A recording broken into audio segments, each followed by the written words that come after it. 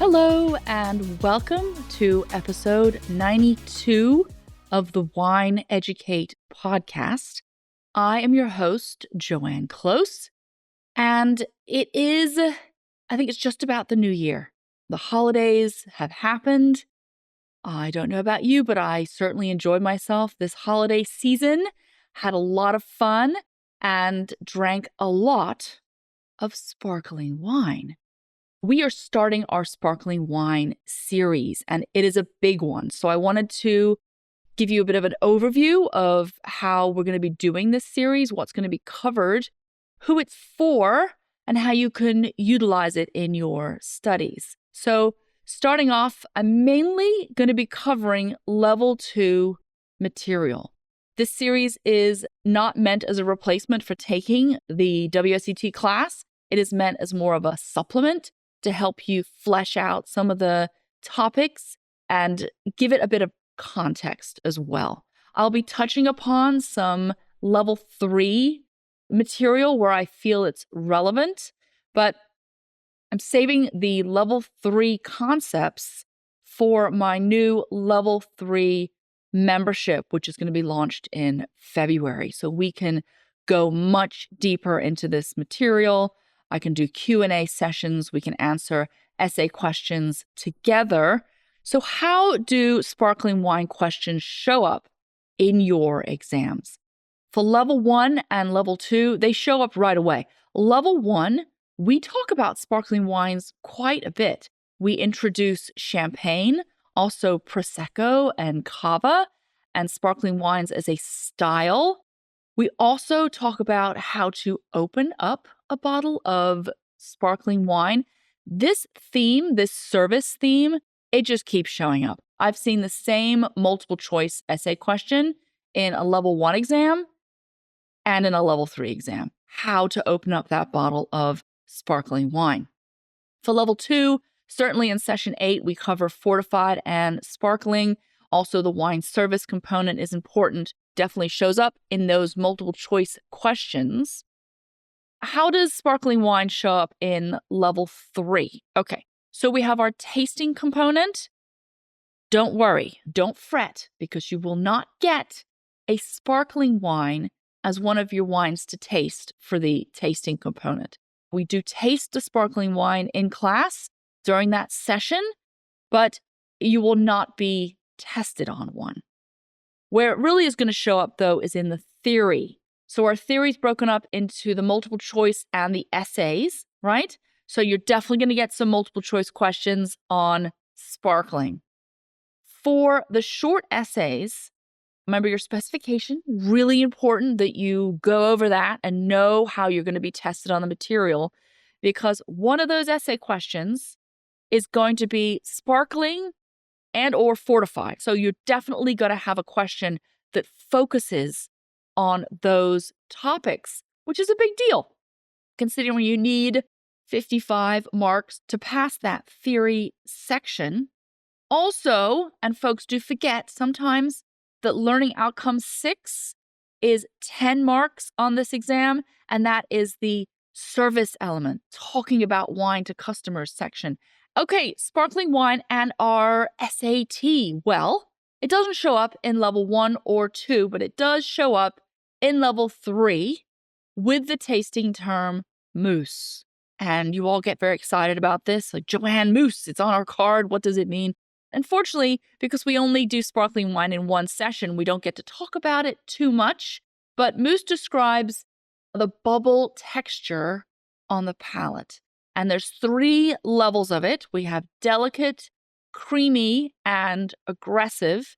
You love to say, what about aggressive mousse? And then the class laughs. So yes, the aggressive mousse joke is a fun one. So you use it in your level 3 SAT, but you're not assessed on it. So we do talk about it a bit in class.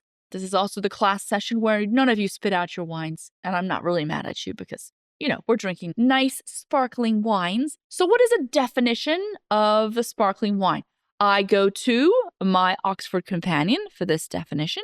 Wine which bubbles when poured into a glass.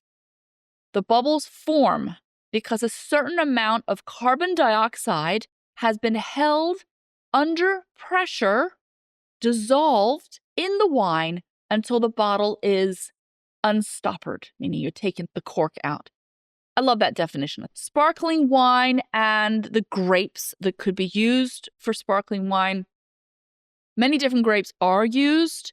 An important characteristic is the acidity. Grapes with naturally high acidity tend to make better styles of sparkling wine because you really want that freshness, that acidity in the resulting style of wine itself.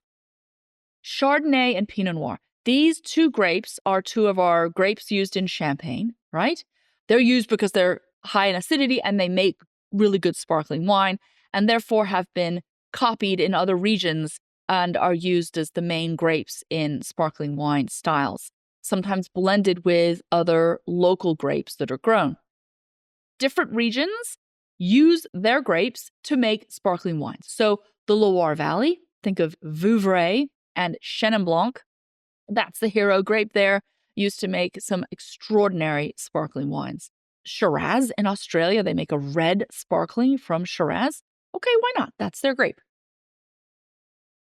Sparkling wine methods. There are many different ways to capture that CO2 in the wine. We are going to go into all of these in great detail in later podcast episodes. But I want you to know that the different ways they use to capture these bubbles has a direct correlation with the style, quality, and the mousse texture, the feel of the bubbles in the mouth. In some instances in the EU, it's written into the law, the required method to make the sparkling wine. In other areas outside the EU, they can choose. But a big consideration is price. The traditional fermentation method is expensive, and there's been many other creative ways to make sparkling wines that make it more affordable. I'm just going to list them here, the sparkling wine production methods, and I am going to go into them in greater detail. We have traditional method, transfer method, the ancestral method, otherwise known as pétillant nature or PetNat, right? PetNat, tank method, Asti method, and the good old carbonation. Just chuck it in there, right? Carbonation method. All of these different methods produce different styles. You can also have white, rosé, or red sparkling wine. I've certainly tried my fair share of red bubbles. Different sweetness levels. We can have dry, sometimes really dry, to sweet and everything in between. The alcohol level for sparkling wines is usually around 12.5. You don't want to let it creep higher than that because then it's going to lose some of that freshness, that nice quality that we enjoy. But the alcohol percentage can be lower than that as well. We have many different levels of mousse or fizz from these resulting styles. Sparkling wine is important and it is growing as a category. I always say that we live in exciting times in wine, and we certainly do because we get access to some of these interesting sparkling wines. The overall global consumption of sparkling wine has increased by 57% since the year 2002, and it's steadily on the uptick. Next week, in episode 93, we're talking about the traditional method. This is a big topic, really important for your wine studies, and also just pure magic of how these wines are made. I highly encourage you to sign up for our weekly newsletter, which will be following along with this series, giving you quizzes, so multiple choice questions, and essay questions for each topic. Really useful for your studies. So you can go to wineeducate.com and see the green newsletter sign up button, or the link is in the show notes. Okay, well, we're in it now. So sparkling wine series, and we're going to do this well into February. So look forward to seeing you next week.